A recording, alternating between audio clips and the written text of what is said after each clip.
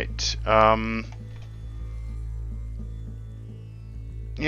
So you guys continue to wind down after the day. The lights get low. It starts to become more of an orange, red sunset, getting very low. The dry dust off in the distance. You're in a marsh area, but there's still areas that are very dry and dusty. Let's see. Yeah. Yeah, the sun has sunk beneath the reed horizon, and the stars begin to stretch across the sky like tiny fires drifting in the firmament.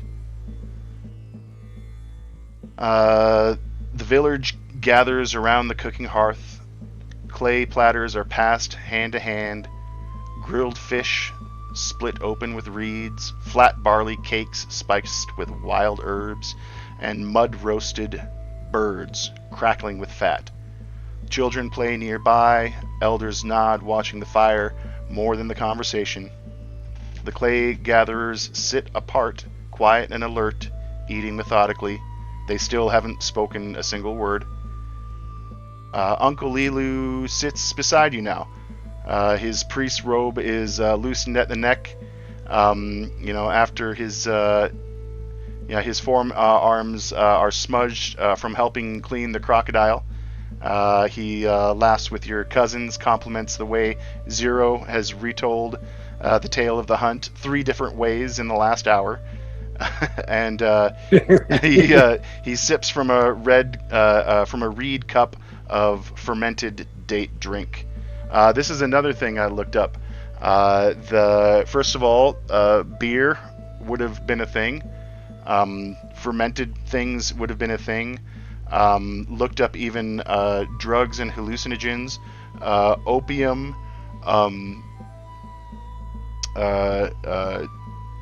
marijuana. What is the other one? Blue lily, which is a strange one. But there are things that like I guess psychedelics were known to have been used in that time to some degree, whether it was purely ceremonial and religious, or it also had a recreational aspect to it. They don't know. Well, they just said it was. But yeah, that's that. So if any of you want to be drinking a beer, it's available to you along with some fermented date drink. Then Susie has been going around just collecting as much food as possible on this plate. Like, there's a reason why he's as big as he is. right. He's got a beer. He's got like a plate that's just overflowing with fish and bird and what was it? Reed Crocodile. cakes or whatever, barley cakes. Mm-hmm. And he's just enjoying himself, sitting in the corner, just eating like a pig. Nice. Laughing at Ziru's stories. Love it.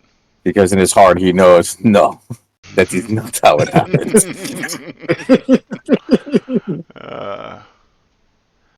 All right, sweet. Who's going to go on picket and walk around the outside of the village? Kind of looking for predators or tracks. Do you want me to roll survival? You're rolling around looking for what kind of tracks?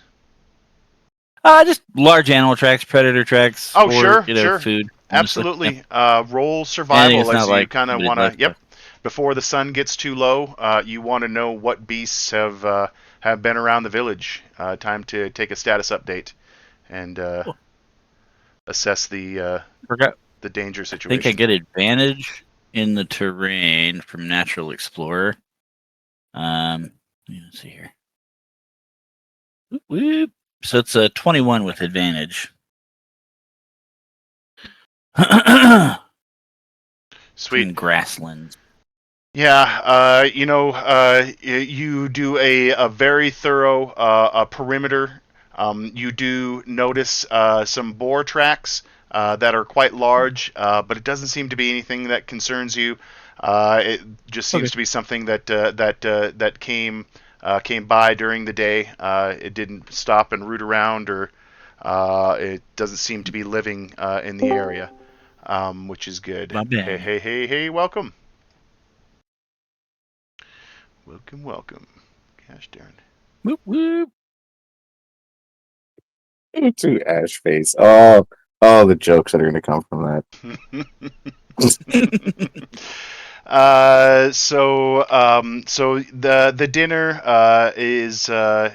is wonderful. Sitting down with family, lots of laughter. There's singing, smiles. Feels good. Your belly is full.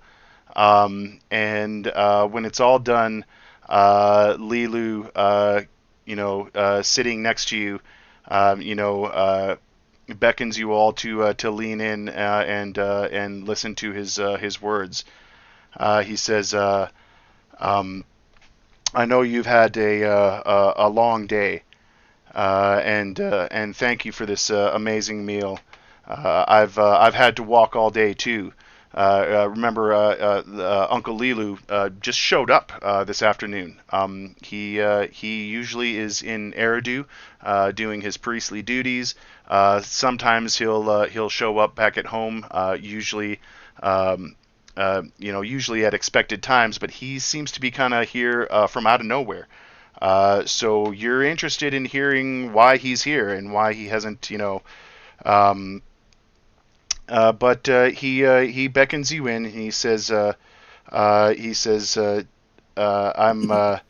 I'm glad you all have had a chance to eat well and rest a bit.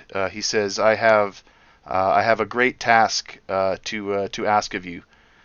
He says, uh, I was near the temple in Eridu 3 days ago and had a vivid dream that Enki wants us uh, to do everything we can to give him the most honoring and best sacrifice that has ever been made. Um, that there's been a lot of tension, and I'm speaking out of character from Uncle Lilu, but you do know that there's been a lot of tension at Eridu and just in the area with all this drought and the marshes receding. There's a lot of people who are turning toward Eridu and Enki. It's the spirit of human ingenuity that goes out and digs these freshwater ditches and controls the irrigation and allows the crops to grow. There are still places that serve the old gods. The old gods are more animalistic, but it's a very vague term. There's lots of old gods that are ancestral or animalistic or have something to do with the land and natural features. But I say old gods to contrast that with Enki, who is, even though maybe a few hundred years on the scene in Eridu, still relatively new to the people, and they're still struggling with what this new god means. He says we Enki wants us to make the greatest sacrifice uh, um, that we possibly can. He says tonight, and he gestures towards the young girls. He says tonight we walk. He says they are ready. The baskets are woven. The poles are cut and bound. There is a sacred sacred mound of clay far off in the distance. It's about a 10-mile walk, and we're gonna have to make it tonight. He says the spring festival is only 4.5 days now, and we need to make a we need to honor Enki with uh, uh, uh, with our craft. How do I want to say this? Basically, we need. He says we need to go out to this sacred mound, collect this holy sacred clay. The women who know about the clay, they don't usually talk about this place. It's very dangerous to get to, and the clay itself is very very powerful. And it's kind of a sacred area. It's actually it's rumored to be, by your clan anyways, this mound of clay is rumored to be where Enki first came down and formed humans out of clay. But that's an old story, and everybody's got a story like that.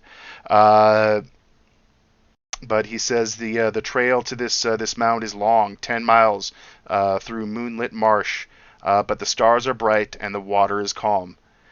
He meets each of your eyes in turn. You guys have all had a long day of hunting. He's asking you to go out into the to the middle of the night now, essentially babysitting four young girls, although they look as serious as anybody else, to a sacred mound of clay, and gather clay to make pottery for an offering. Thank you, that's the word I was looking for. An offering to Enki, more impressive than you ever have. Try and collect as much clay as possible. We need our strongest people. We need our best clay. And he says, and we won't be done there. He says, when we come back with the clay, I need us to go to our sacred spring and collect the purest water for the Apsu. Again, as an offering. We need to transport this. We need to collect this and transport it to Eridu before the spring festival in 4 days. Yeah, you will carry as much sacred clay on your backs and legs as your back and legs can bear. Enki must be honored at the spring festival, and the mound will give its finest gifts only under starlight. When the sun, begins to rise, we need to return, rest briefly, and then begin the journey to the sacred spring. He pauses, kind of letting the weight of it settle in on you. Any questions for him before he continues? Who will defend the village if the strongest of us are leaving all at the same time? He says, everybody must accept danger in order for a sacrifice and an honor to mean anything. He says, Enki will protect the village. Of course. Susie lets out a large belch, puts his plate of food down, and goes, "This cigars will go." Nice. I like the Russian accent. I don't know if you're trying to do Russian, but Oh god, it's all I'm trying so It's hard the not best. to, and it's what keeps on coming out. dynamite. It's rock, dude. It's awesome. I watched the whole video on how to do like a Middle Eastern accent, and I am it's in process. It's It's crazy. the gods will go. Sounds Russian. Tuza asks, which I'm always direction Russian. are we going? Are we going towards or away from the sun? You will be heading north, so not really either. Okay. But you'll also be heading out. As soon as you're ready. The girls are ready to go. Uncle Lilu is ready as well. He says he will watch the girls. How would you guys like to now? The trail that you're about to go on, you'll know about it. You've probably been on it maybe before, not as long as as taking it all the way to the mound. Like I said, this is a very sacred place that only certain people will be allowed to even go to. But you know about this trail, and it's essentially, it's a little raised trail. The animals use it, and that means that there's a lot of crocodiles nearby it, and that's the main reason why not a lot of people use it. And it also kind of protects anybody from going out there and messing with your sacred clay mound. But the sun is going down. Uh, the torches had been prepared, and whenever you're ready to go, you can set out on the trail. Like I said, the trail will mostly be a long trail through the marsh, water on both sides, and expect crocodiles. The cigars was born ready. So Ronnie is very comfortable following Starlight. Hmm. Still nothing. You guys can hear me. Oh, I can hear you Oh, now. now we got you. There he is. Yeah, we can hear you. All right. Can I have like a Hooray. makeshift backpack or something? Something that you probably carries straw or something that I should bring. Yep, and everybody Or is will it have these Cloth reed of pertinence. these reed baskets, and you can do it how you want. You can put them, maybe set them Okay. up between poles, and two of you can kind of carry. You'll be able to hold more weight like that, but it'll be more awkward. If you want a little bit more, a little bit more use of your hands and your body and things like that, like you said, maybe a reed, almost like a backpack thing that'll go over your shoulders, or something that will allow you. I mean, you'll want to carry as much clay as you possibly can. However, you I think guys think you Susie can do and it. I can carry one of those poles with extra weight on it. What do you think, Susie? You up for it? You want me to carry everything? I carry everything. Nice. I can't do it. Guys, see what your carrying capacity would be if you load it up. Oh, Remember, gosh. we're using 5e rules. Encumbrance is what I was going to say. So encumbrance So rules. what is this? It's your strength times something. I can't remember what it is. Multiplied by 15. Okay. Oh, Nice. It's not a whole lot. Oh, I'm good.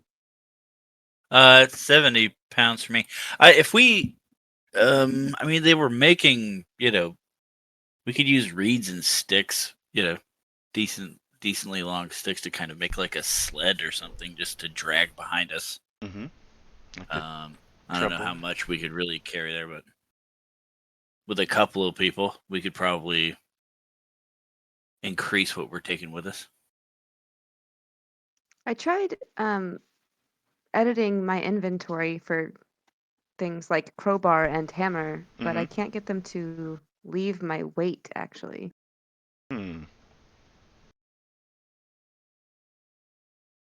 Wait, did you unlock it at the bottom and just toss them? Oh, there you go. I unlocked it and then moved them to the I don't know how to get rid of them. Like I can Oh, move they're- them to the bottom of the list. Oh, is it just the hashtag on the side? I don't know. It should be just like a trash can. If you click unlock button at the bottom of the inventory. Got it. I'm good. Yeah, the one on Thank the right you. is just a trash can. For sure. I'm doing it myself. You take the Dungeoneers pack and it's just a bunch of bullshit. I did. Who carries 10 torches? Yeah. No, I streamlined that shit and then I renamed stuff because I was just like, I originally had carry sack, so I was like, I thought they had like backpacks, but with the basket thing, it kind of makes sense.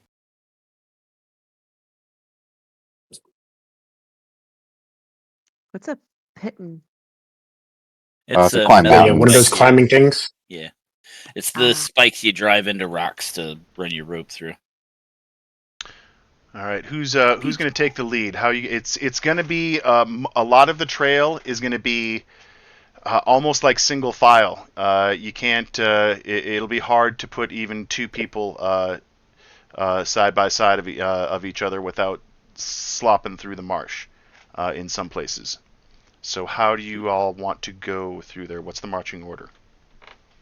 Susie takes the lead and Utu in the back. I'm good with that.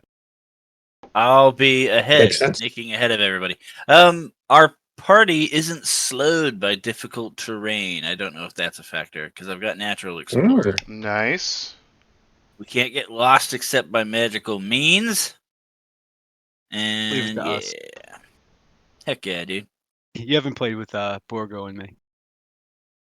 Oh, we'll see how that goes. Oh, we get lost, bro. He tries so hard to make Susie not sound like Porgo, but it's coming out. That's fine. Great. Yeah. I need to be more dour myself.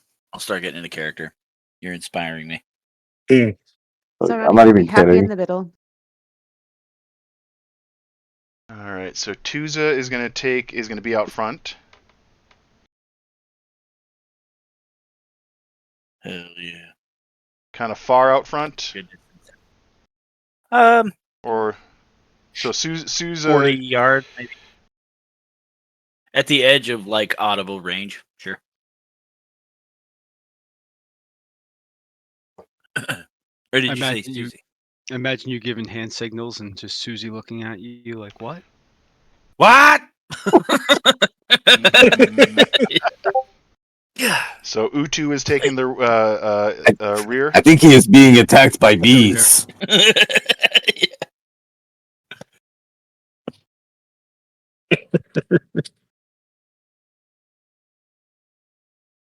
Rock and roll. Do you want me to roll survival for? I Just kind of- do. I just need to know Utu is in the back. You know, the girls and Uncle Lilu in the middle. Susie leading the group, and then hmm Susie. Sagaz. It's like us. I love it. Nobody calls me Susie. My mother called me Susie. And she left me by the side of a river All as right. a baby. Let's see that survival roll. You got a lot of darkness in you, bro. Here we go. Ooh. Because there is 11 no with sun advantage. out. Yeah. Oh, wow. God damn. That's brutal, dude. Okay. Interesting. You don't see shit. Let's do this. Yep, all good. All good. Thumbs up. Totally good. I'm fine. Oh, nice. Jesus, tap dancing Christ, how many crocodiles? Massive crocodiles. Oh, they weren't kidding. These were Yeah. little swamp paths. So, all right, let's see how the description is here. Bear with me for a second. This is my first time reading this. The village fades behind you like a dream being left unfinished. Torchlight flickers low in the distance. The only sounds now are the soft splash of bare feet, the buzz of insects, and the high, eerie melody sung by the four young girls now walking in the middle of the group. So as soon as you start kind of on your trail, you hear Ennet kind of starts to hum this kind of melancholy tune, and then the other girls kind of start humming along in unison, and they're just Alligator infested waters, middle of the night, little girls singing creepily. Awesome. Yep, and torches basically lighting up the whole marsh around you. Yep, you and and of course they carry their reed baskets and poles balanced across their shoulders like sacred burdens. They do not speak, but their song ripples through the trail like mist, thin, strange, and unwavering.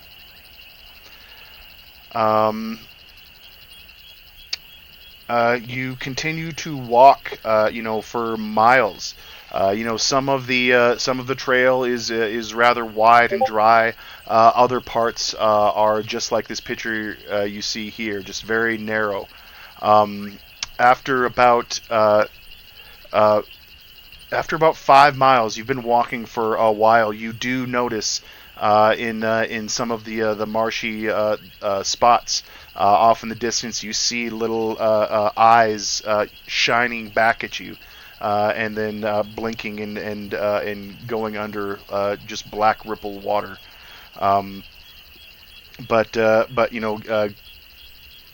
keeping your best tracker out front. You feel like nothing's going to get safe, and the light and the noise should hopefully keep them away or attract them. I don't know. It depends on what they see as a potential food source. So Susie takes the lead in the group. His heavy club strapped across his back, pushing forward with confidence. He tests each patch of ground with his heel before letting his weight fall like a hunter walking over ice.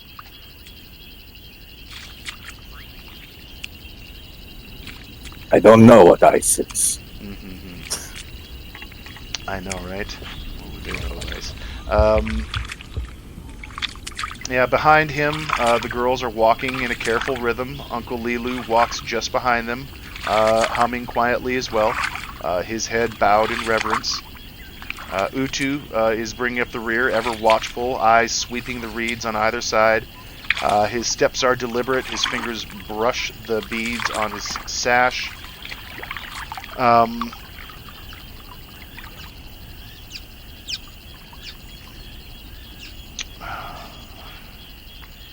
I'm getting a strong sense of like lingering spirits, like something bad has happened here. Well, you start getting a feeling that you get a feeling certainly from the wildlife. You see that those crocodiles in the distance, they seem to get swim alongside you. They seem to get a little agitated sometimes. When you're going across longer patches of really marshy, wet lake around you, you pick up your step and hurry along. Zarani, though,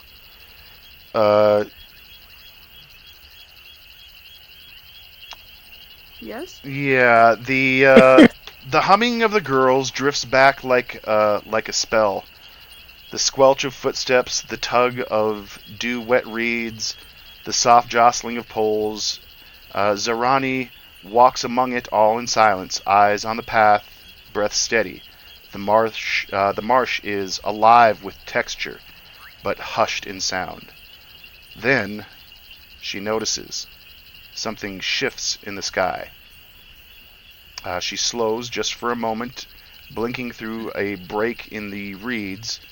The wind pushes the mist aside, and the sky opens above her. And there, like a wound across the stars, is a comet. Not bright like fire, not wild like lightning, but cold, sharp, silent. A blade of pale light stretched across the heavens, its long white tail curved and steady, bending ever so slightly toward the east. A tear through the veil of the world. For a long moment she sees nothing else, not the trail, not the baskets, not the others, only the sky and the impossible line written across it. A breeze passes through the reeds. One of the girls hums a high note that matches the shimmer in her ears. Zarani does not speak, but something flickers behind her eyes like starlight catching the edge of a thought. Her fingers twitch once as if reaching for something. The air tastes of clay and river and ozone.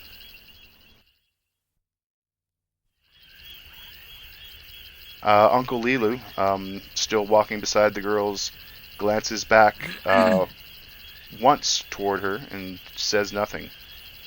The comet does not move, but now it is burned into her vision. What do you mean the comet doesn't move? It's just a streak across the sky. You know, it's.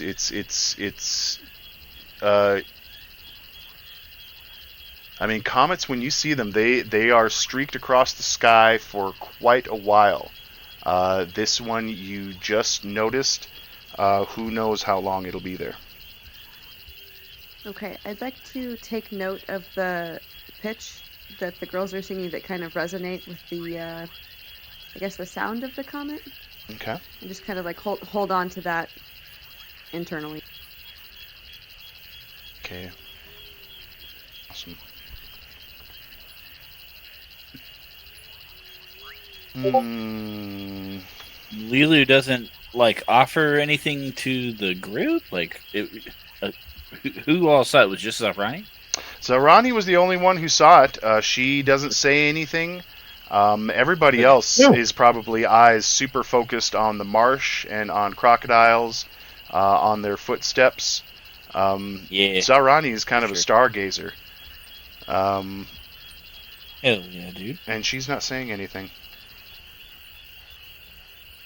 Is she keeping up with the group? Has she stopped walking? Did she take notice, or is it just more like nonchalant? No one. It's more like she's everybody's walking along the trail in a single line. The girls are kind of singing their melancholy tune in the middle, and Uncle Lilu is with them, kind of humming along. But yeah, no, she's there in the middle of the group, I guess, sort of with them. She's not at the back. She's not at the front. Yeah. What is it you're asking? I'm just wondering because I'm in the back. Like, does she like go Mm. off stride? Does she slow down? Does she just keep up stride as if nothing? And I don't even like notice her change of stride. I don't know, Zarani. What is your? I mean, you watched it. You took note of it. I mean, for you, this would be a very a very important moment, but it might be a very private moment. You know. I would, I'd probably slow down a little bit, slow my strides down just so I can take it in a little bit longer. Mhm. But I don't think I would hold up anybody really. Okay. Well, if you're going to slow down, I would say Utu. You would notice that she's kind of looking up at the sky, and if you looked up there, I mean, it would be small but streaked, and boy, you would probably notice it, right? I mean, it depends on the comet. Some of them are pretty noticeable, hard to miss. Are comets common? Like, is it something where like I wouldn't even really pay attention to it? Oh no, no. I mean, this isn't a shooting star. Okay. This is a comet. This is something that Zarani would know that comets are, and they have been in a lot of different cultures for a long time. They're symbols of change, of usually like drastic change. I think Halley's Comet visited in 1066 when William the Conqueror. I mean, among other, I guess that's whatever. But yeah, comets are seen as a symbol of change. Yeah, because I want to say that's part of the story. Anyways.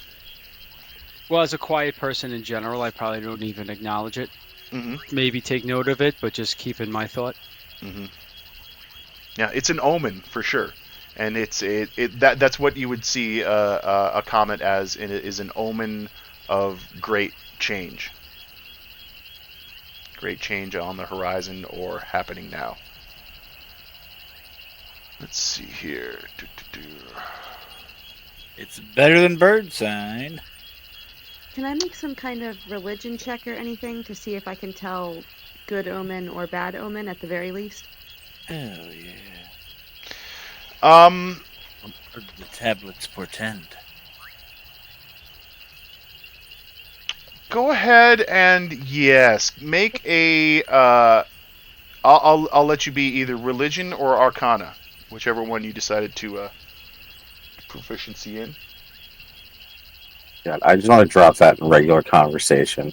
What do the tablets portend?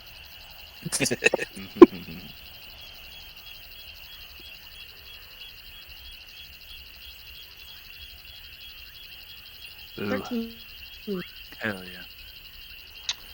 13, you say?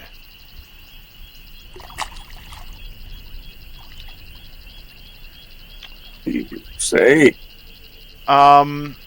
You. This is what I would say. First of all, good, bad. That's not how omens work. You wouldn't really know, like, something's good is on the horizon or something bad is on the horizon. It has to do with change. You're out here on the marsh with Uncle Lilu, who has told you he has a prophecy. He has had a dream, and the only thing he's told you about this dream is that he knows that Enki wants the family to make a huge offering, as good as big as you can make it. This would, and this coupled with the fact that this has been the worst drought year. You know that a lot of tribes out there are suffering.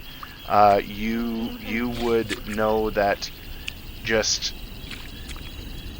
that this change, whatever is about to happen, is you feel like you can trust it because it's going to be guided by Enki, and your family is going to play a key role. Okay, I think I'd maybe just like nod to myself as kind of like I would see this as that we are on the correct path towards what we're doing. All right. Okay. So the group is scanning the water. Your let's see. Yeah.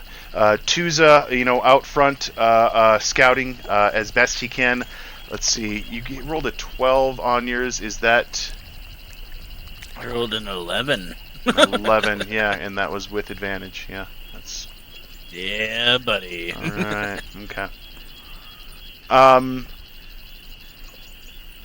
Well, I'm going to say that is good enough.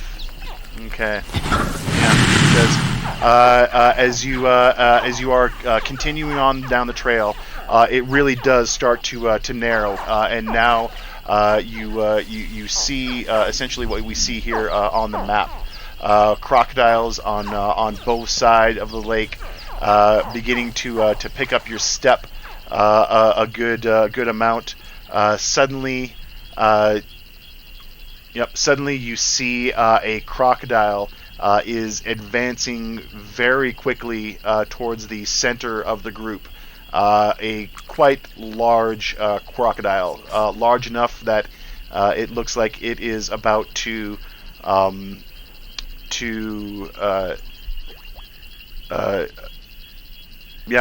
is about to make an The make an hell attack. it is! At the group at the center where smaller things are. Yep. So let's see. First of all, your scout has spotted it. So Tuza, you suddenly shout an alarm. I don't know what your alarm shout is, but you see a crocodile heading toward the middle of the group. Yeah, crocodile! I'm gonna chuck a torch. There's a big fucking gator. Yeah. Can I throw a torch to where it is from where I'm at? Chuck? Yes, you can. Yeah, absolutely. You're gonna give up your only light source, and then you're gonna throw it into the marsh. I can see it, right? You can see it. Yeah. I can't see it. Right? Okay, but it is You can see it. visible to attack. Or? Yeah, it's visible. Okay. It's coming to the shore. You see, it's I'm gonna say when you shout, it's about 10 feet from the shore, and you can see the eyes. It just suddenly pop up from out of the water, and it's moving towards the shore. Oh, okay. All right. I'm not gonna toss it into the water then. I'm just gonna shoot then. Okay. Crocodile. Boom. 18 to hit. Whoa! That accuracy. That range doesn't seem right for a short bow. But if it's in range, I think it's 7. Good check.